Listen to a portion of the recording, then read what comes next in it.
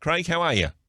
Morning, Andrew. I'm just recovering, mate. Just Well, recovering from the shock. I'm not going to ask you who you voted for, but previous conversations, I get the impression that you and Albo weren't the best of mates, and certainly some Uh, of his policies, you're very happy to critique some of those.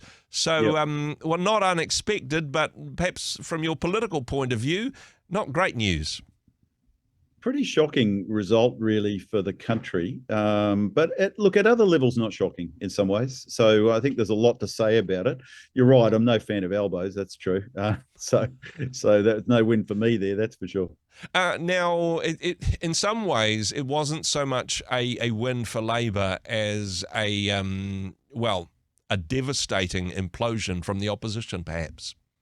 Yeah, that's it. And it was. They were terrible. They're absolutely terrible in their performance. I think we all discovered that Peter Dutton, who's obviously a really nice man, it was just not a person that people wanted to vote for. So it's simple as that. He just couldn't win Australians over. He had every opportunity.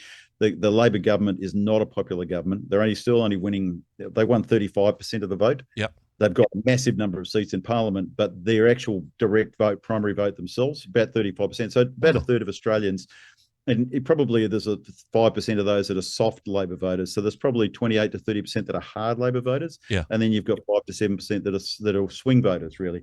So they don't have mass support, and yet Peter Dutton still couldn't pull it out. Under So MMP, they wouldn't have got there. Although Peter Dutton not only lost the election, he lost his own seat. lost his own seat. Now, there was a little bit of skullduggery there, not dissimilar to what happened in Canada with the leader, Pierre Poilievre, over there. Yeah. So pretty much it looks like all the minor parties in Dixon, which is the seat that Peter Dutton held for 24 years, looks like they all preferenced each other in voting, which means Oh if you yeah. come second, you're going to pick up all the other preferences of the other parties. Yeah. So it looks like there was a bit of skullduggery to actually get him out of Parliament. Having said that, though, I mean, comparing the policies, let's set up a whole bunch of nuclear power stations. I mean, that was one of the key policies for Peter Dutton. What's he been thinking?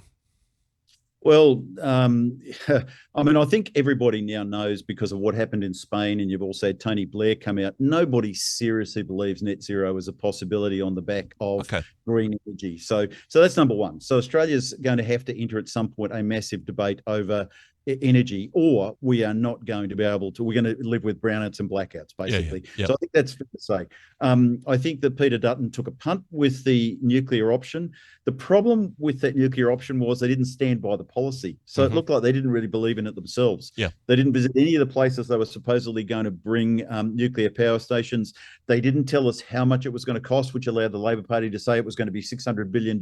Yep. And the Liberal Party let that happen because they just didn't seem to have a well thought out policy that they were willing to stand by. So no conviction. And so I think that cost them. Is this one of the reasons Labor won, though? Is they seem to have some clear environmentally friendly policies? That is this a vote for some of the climate change policies that Albanese's government's brought in?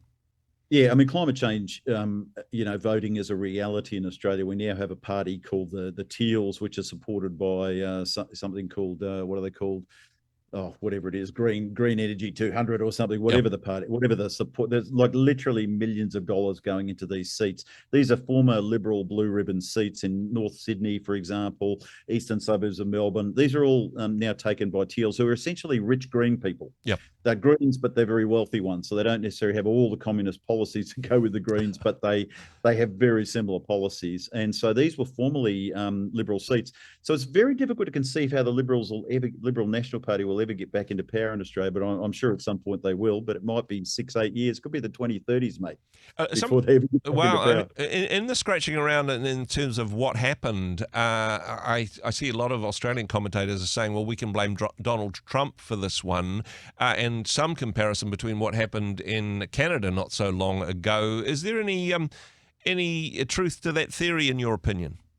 Not as much as I think. I mean, I think he had an impact. I think people don't like Donald Trump in Australia, mainly because I think the mainstream media, 90% of people watch that and they get a view. So, no, he's not. He's a negative. And I think the Liberal Party didn't help themselves by letting themselves be tagged as sort of Donald Trump light. But having said that, I don't really think that's the major issue in Australia. I think the Liberals ran a dreadful campaign. They were all over the show. They weren't organised. They didn't have their policies ready. They didn't do a good job of convincing people. I think people were open to be convinced. Yeah. I think Australia would have actually changed government had they had a really effective opposition. I think the Liberal Party were disastrous. Their campaign was poorly run.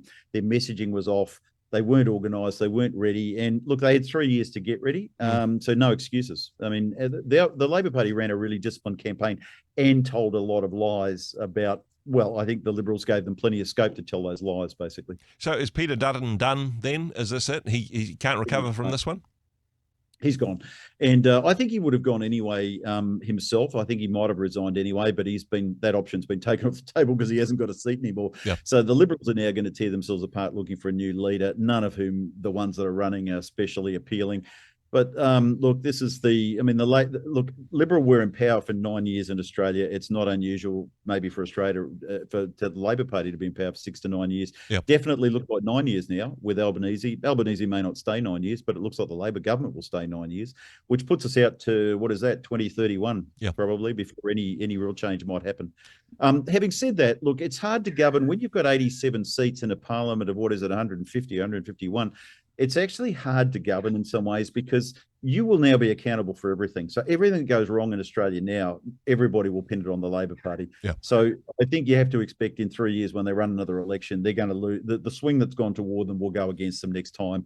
And so likelihood is they probably still win government, but with a much reduced majority than they've got now. It's been an increased majority this time from last time, has it? I mean, the specials are... Massive. Yeah? Massive. They've taken about, I think, 14 to 15 seats off the Liberal Party, and they took a couple off the Greens as well. I think they'll end up with 87 plus seats, could be as high as 90, which is massive. And really the balance of power in the Senate will be the most interesting thing as to whether Labor Greens can control the Senate. If they do, they can put through any piece of legislation they want, as radical as they want. So it'll be an interesting few years. Having said that, Albanese, though he's a man of the left, he's very cautious. Yeah. And hey, perhaps that's what people were saying with, I suppose, uncertain times economically and globally, and the price of just about everything in Australia at the moment. They wanted somebody, a known commodity, I suppose. Let's stick with what we've got. At least it's the devil you know, perhaps. Yeah, I mean, what a couple of lessons out of this, I think, is that the Australian voting public really should hang their heads in shame. I mean, we have a dreadful government, and we've now got a very large majority, dreadful government. And the fact is the Australian voters stuck their head in the sand and said, well, let's just pray this all goes away. I don't think Australia's problems are going away. They're massive problems. And by the way, in 6 or 7 years' time, when our deficit and our debt is running into the trillions of dollars, I don't know who's going to pay that back or how it's going to get paid back, but it's going to get paid back if it does, with massive cuts to services. So the very things that Australians are saying, we don't want you to touch Medicare, we don't want you to touch this, we don't want you to touch that. Somewhere down the track, somebody's going to pay for all this, and it's either our kids or our grandkids. So I feel most sorry for the youth of Australia who can't afford houses and all the rest of it. Second thing is, there was a book published in 1976 called The Lucky Country. We get that phrase from this book. Mm-hmm. That particular author said Australia's a lucky country run by second-rate people who live off its luck. And I think we proved that in the election. I do. Well, nice to get that quote in its full historical context. Craig, sorry for your loss, but thank you very much for being on the program today. Wish you, mate. Take care. Hey, thanks very much for joining us in the Rhema studio. Thanks very much for watching the interview.